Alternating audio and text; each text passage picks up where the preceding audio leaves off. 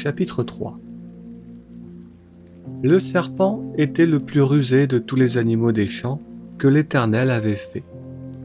Il dit à la femme: Dieu a-t-il réellement dit « Vous ne mangerez pas de tous les arbres du jardin »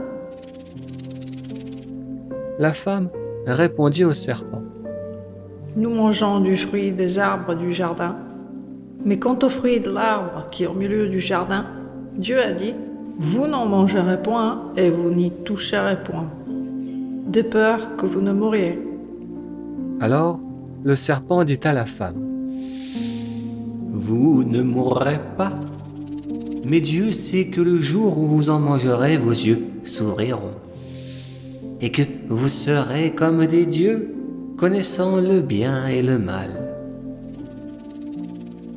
La femme vit que l'arbre était bon à manger et agréable à la vue, et qu'il était précieux pour ouvrir l'intelligence. Elle prit de son fruit et en mangea. Elle en donna aussi à son mari qui était auprès d'elle, et il en mangea. Les yeux de l'un et de l'autre s'ouvrirent, ils connurent qu'ils étaient nus. Et ayant cousu des feuilles de figuier, ils s'en firent des ceintures. Alors, ils entendirent la voix de l'Éternel Dieu qui parcourait le jardin vers le soir, et l'homme et sa femme se cachèrent loin de la face de l'Éternel Dieu, au milieu des arbres du jardin. Mais l'Éternel Dieu appela l'homme et lui dit: Où es-tu? L'homme répondit: J'ai entendu ta voix dans le jardin, et j'ai eu peur. Parce que je suis nu, je me suis caché. Et l'Éternel Dieu dit: Qui t'a appris que tu étais nu? Est-ce que tu as mangé de l'arbre dont je t'avais défendu de manger? L'homme répondit: La femme que tu as mise auprès de moi m'a donné de l'arbre, et j'en ai mangé.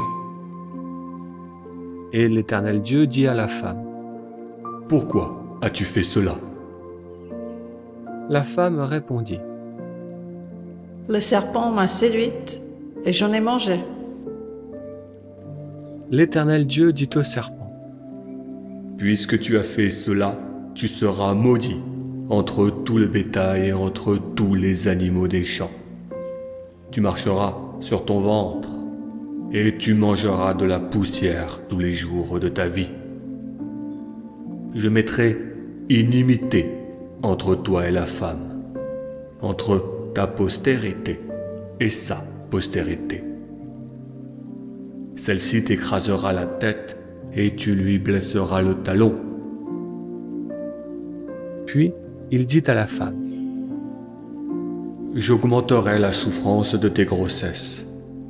Tu enfanteras avec douleur, et tes désirs se porteront vers ton mari, mais lui dominera sur toi. Puis il dit à l'homme: Puisque tu as écouté la voix de ta femme, et que tu as mangé de l'arbre au sujet duquel je t'avais donné cet ordre, tu n'en mangeras point. Le sol sera maudit à cause de toi. C'est à force de peine que tu en tireras ta nourriture tous les jours de ta vie. Il te produira des épines et des ronces, et tu mangeras de l'herbe des champs. C'est à la sueur de ton visage que tu mangeras du pain, jusqu'à ce que tu retournes dans la terre d'où tu as été pris, car tu es poussière, et tu retourneras dans la poussière. Adam donna à sa femme le nom de Ève, car elle était la mère de tous les vivants.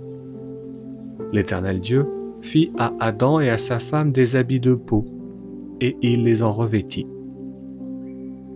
L'Éternel Dieu dit: Voici, l'homme est devenu comme l'un de nous, pour la connaissance du bien et du mal. Empêchons-le maintenant d'avancer sa main, de prendre de l'arbre de vie, d'en manger et de vivre éternellement. Et l'Éternel Dieu le chassa du jardin d'Éden, pour qu'il cultivât la terre d'où il avait été pris. C'est ainsi qu'il chassa Adam. Et il mit à l'orient du jardin d'Éden les chérubins, qui agitent une épée flamboyante, pour garder le chemin de l'arbre de vie.